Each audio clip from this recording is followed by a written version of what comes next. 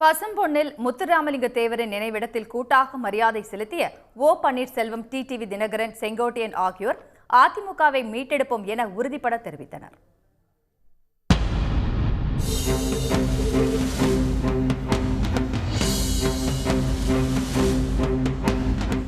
எடப்பாடி பழனிசாமி மீது கடும் அதிருப்தியுடன் அதிமுகவில் பயணிக்கும் செங்கோட்டையன் மதுரையில் திடீர் என ஓ பன்னீர்செல்வத்தை சந்தித்தார். பின்னர் இருவரும் ஒரே காரில் முன் இருக்கையில் ஓ பன்னீர்செல்வமும் பின் இருக்கையில் செங்கோட்டையனும் அமர்ந்து பசும்பொன் புறப்பட்டு சென்றனர். பழனிசாமிக்கு எதிர்ப்பு, அதிமுக ஒருங்கிணைப்பு என்ற நோக்கத்தில் உள்ள இருவரும் ஒன்றாக பயணித்ததால் அதிமுக மட்டுமின்றி தமிழக அரசியல் வட்டாரத்தில் பரபரப்பு ஏற்பட்டது.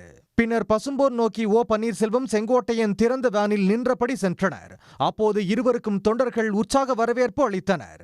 இதையடுத்து அபிராமம் என்ற இடத்தில் டிடிவி தினகரன், ஓ பன்னீர்செல்வம், செங்கோட்டையன் ஆகிய மூவரும் சந்தித்தனர். அதைத் தொடர்ந்து டிடிவி தினகரன் தனி வாகனத்திலும், ஓ பன்னீர்செல்வம், செங்கோட்டையன் ஒரே வாகனத்திலும் பசும்பொன் சென்று ஒன்றாக சேர்ந்து முத்துராமலிங்க தேவர் நினைவிடத்தில் மாலை அணிவித்து மரியாதை செலுத்தினர்.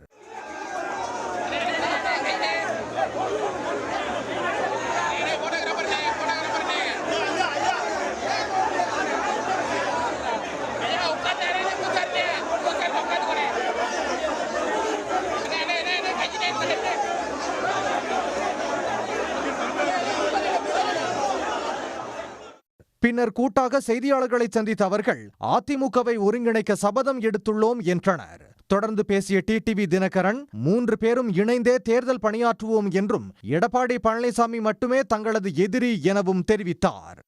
புரட்சி தலைவர் உருவாக்கிய அந்த அடிப்படை விதிகளோடு கூடிய இயக்கத்தை உருவாக்குவதுதான் எங்களது முதல் குறிக்கோள். அதற்காகத்தான் அம்மா மக்கள் முன்னேற்ற கழகம் தொடங்கப்பட்டது.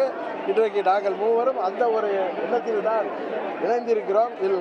இதில் அம்மாவின் கட்சியாகிய அனைத்து இந்திய அண்ணா திராவிட முன்னேற்ற கழகம் எங்களுக்கு எதிரி கிடையாது. நான் ஏற்கனவே சொல்லியிருக்கேன், எடப்பாடி திமுக தான் எங்களுக்கு எதிரி. எடப்பாடி என்கிற துரோக மனிதன் தான் அம்மா மக்கள் முன்னேற்ற கழகத்தின் எதிரி. அதை தாண்டி வேறு யாரையும் நாங்கள் எதிரியாக நினைக்கிறோம்.